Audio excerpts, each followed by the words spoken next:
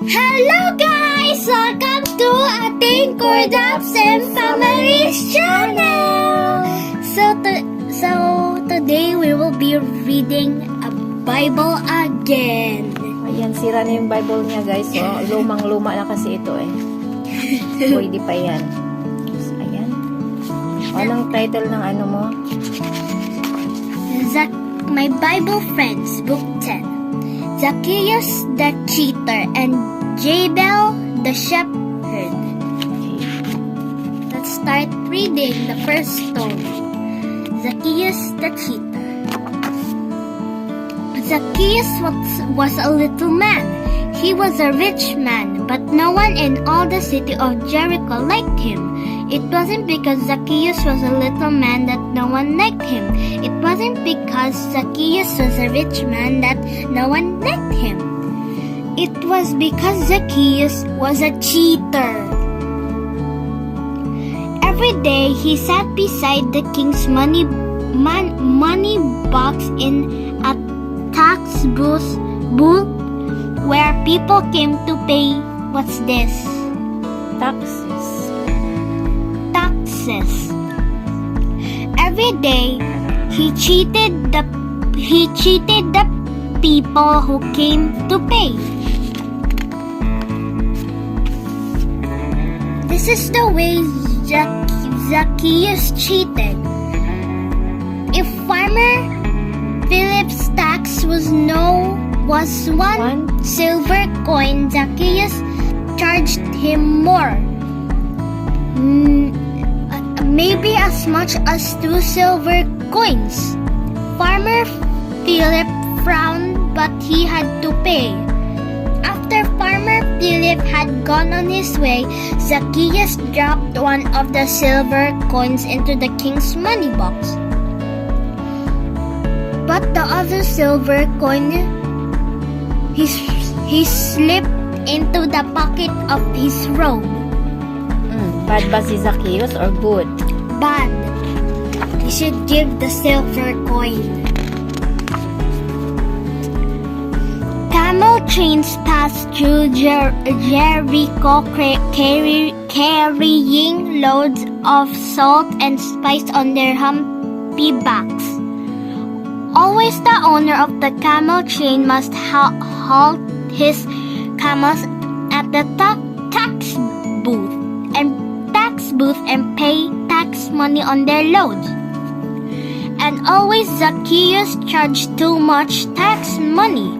Yes, Zacchaeus was a cheater. And no one at all likes a cheater. But one day something happened that changed Zacchaeus' ways. What did happen?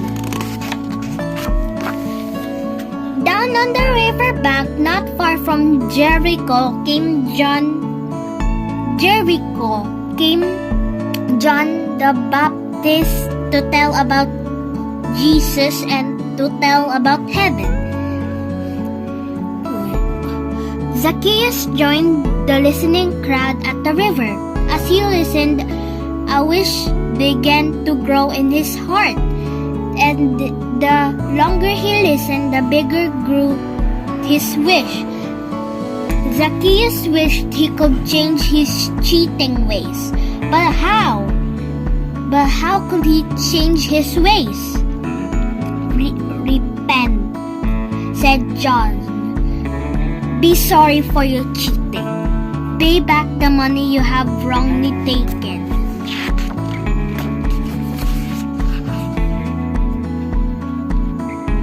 Zacchaeus hurried away from the river.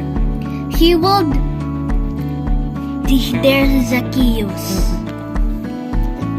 He would do as John said. He would find Farmer Philip. He would find the owner of the camel train and all the other people he had cheated. He would tell them he was sorry. He would promise to pay back the tax money that he had wrongly taken. Surely the people would believe him when he said, "I'm sorry, I cheated you." What does that mean, I cheated you? Nangdaya siya. Dinaya niya yung mga tao. Oh, okay. But when Zacchaeus said, I'm sorry, not Nanloko siya ng tao. not many people believed him. Here he is. Here's Zacchaeus, and here the people who don't believe him. They told one another, he's always been a cheater. He'll always be a cheater. So, walang naniniwala sa kanya dahil siya ay isang Cheater. once a cheater, always Cheat. They shook their heads and turned away. What's more, no one would go to Zacchaeus' house. No one would eat with him. Poor Zacchaeus, what should he do? If only he could see Jesus, just to look on Jesus' face would help.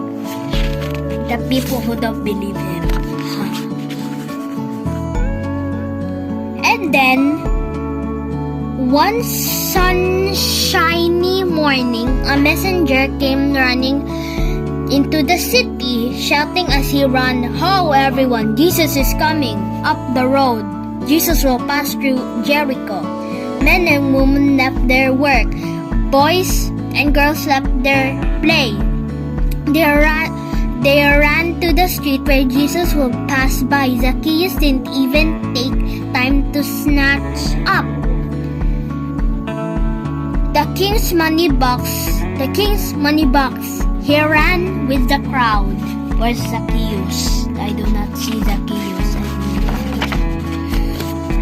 But when Zacchaeus reached the gate where Jesus would enter Jericho, the narrow street was jammed with people.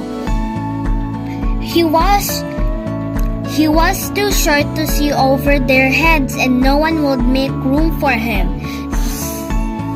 Zacchaeus ran here, he ran there, trying to find a place where he could see. He must see Jesus.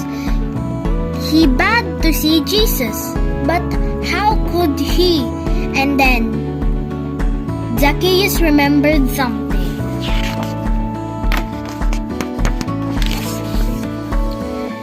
Zacchaeus remembered a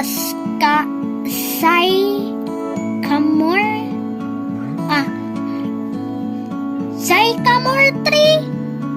That sycamore tree that grew beside the city gate where Jesus would leave Jericho. The sycamore tree was old, so old, its branches had grown far out over the street.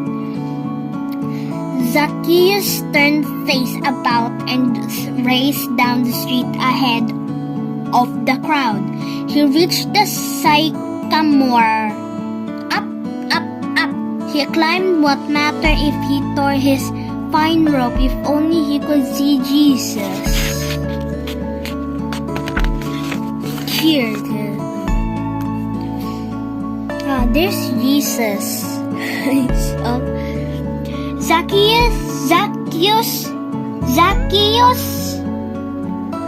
Zacchaeus climbed out on a branch of the sycamore. He could see the throng far up the street. People were shouting, some waved palm branches. Zacchaeus shaded his eye to see better.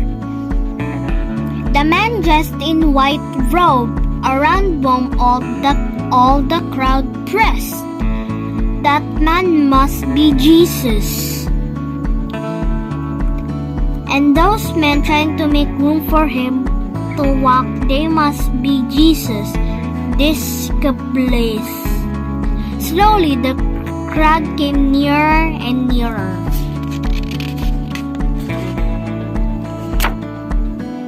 Closer came the crowd toward the sycamore tree beside the gate. Now Zacchaeus could see Jesus' face. Never had he seen a face so kind. If only he could talk to Jesus. Tell him he was sorry he had cheated.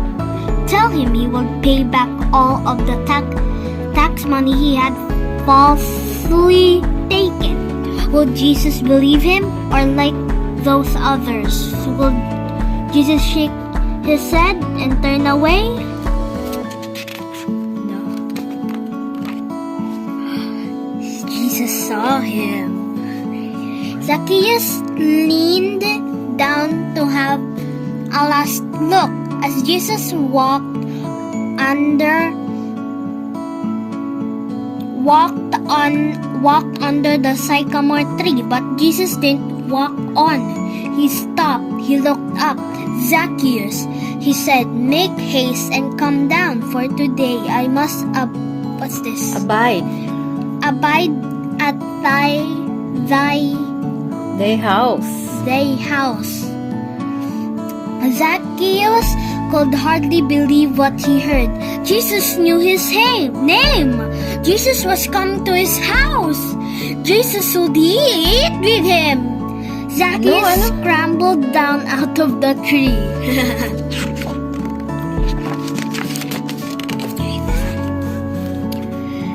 At the foot of the sycamore tree, Zacchaeus stood before Jesus and made a promise. No, he made 2 promises. Lord, he said, the half of all that I own I am giving to the poor, and if I have taken anything falsely, I am paying it back 4 times. Jesus held out his hand to Zacchaeus. Jesus believed him. Jesus believes me. When beside my bed I pray, I'm sorry, Jesus, that I cheated in a game today. He holds out his hand as he did beneath the sycamore. I believe you, child. Tomorrow play, but cheat no more.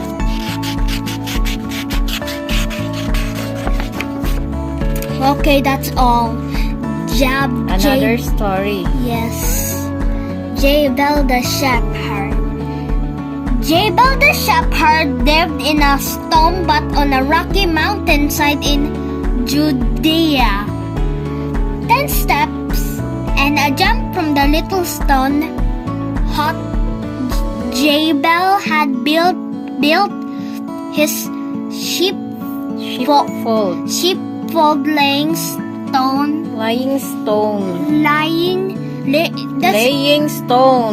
laying stone upon stone upon stone. Jabal owned 100 sheep.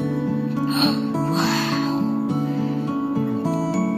They were rams with curled horns and ewes with small lambs.